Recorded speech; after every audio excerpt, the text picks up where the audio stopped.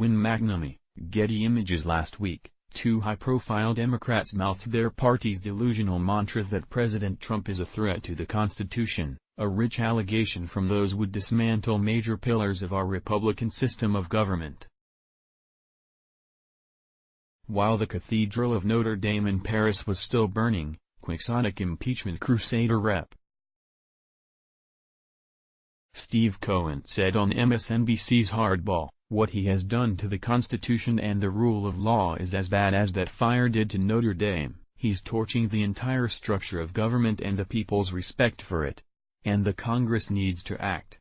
Poor form, poor judgment and just plain over-the-top insanity."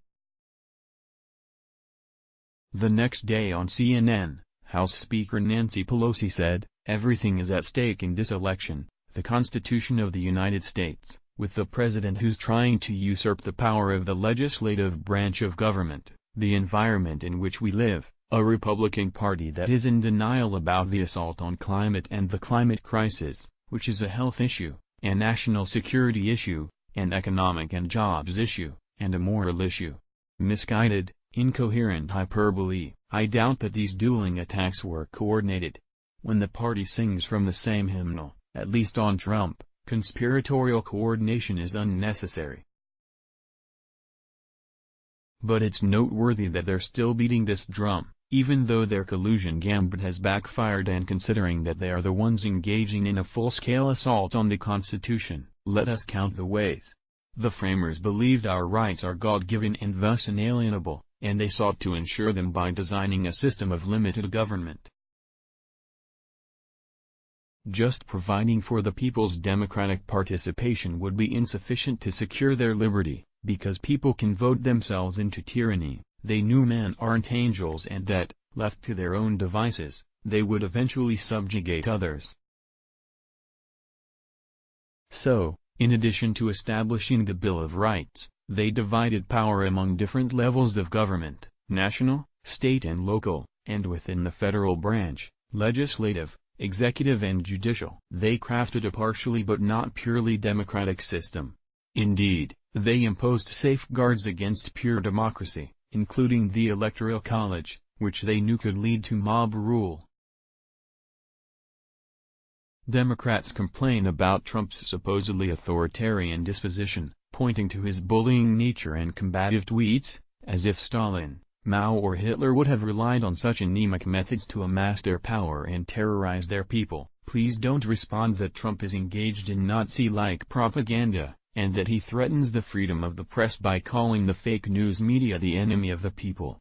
Trump is mostly defending himself against the daily barrage of propaganda leveled against him by a dishonest, monolithic leftist media that is the arm of the Democratic Party. His rhetorical rejoinders seek to showcase the unfairness and dishonesty of his detractors. And unaccompanied by any effort to muzzle them, they are, in the scheme of things, harmless. They are certainly no threat to the Constitution. Long before their recent barrage of proposals to alter and circumvent the Constitution to make it easier for them to win elections, the Democrats worked to undermine our system of limited government. Their judicial activism resulted in the judiciary usurping powers from the other two political branches, thereby upsetting the constitutional scheme. Their penchant for their presidents to issue unlawful executive orders has also undermined the balance of powers. Their passage of the Administrative Procedure Act in 1946 resulted in an enormous power shift from Congress to unelected, unaccountable executive branch bureaucrats whose administrative agencies are models of the type of tyranny the framers warned about because they combine legislative, executive and judicial powers under one tent. By the way, the allegedly anti-constitution ogre, President Trump, has done more to disempower this fourth branch of government than any other president, and the constitutional system is stronger, not weaker, as a result. More recently, Democrats have proposed a rash of disturbing ideas designed to alter our system of government through fundamental changes in our elections. The same Steve Cohen who's now yelling about President Trump's threat to the constitutional order introduced a bill to effectively eliminate the Electoral College and provide for the direct election of the president and vice president. Democrats have advanced proposals to pack the Supreme Court, and a majority of them have voted to reduce the voting age to 16, which is egregious on multiple levels and unwise. In addition, Pelosi introduced the euphemistically dubbed For the People Act, which would overhaul federal election laws to micromanage and centralize the election process now administered by the states, and which would favor the election of Democrats. Other examples of Democrats' mischief that impairs free and fair elections include their opposition to voter ID laws and their objection to a citizenship question on the census form. And please don't get me started on the Democrats' failed coup to delegitimize and oust President Trump, or their ongoing efforts to baselessly impeach him. Suffice it to say that he represents no threat to the Constitution, but Democrats do. But why shouldn't they?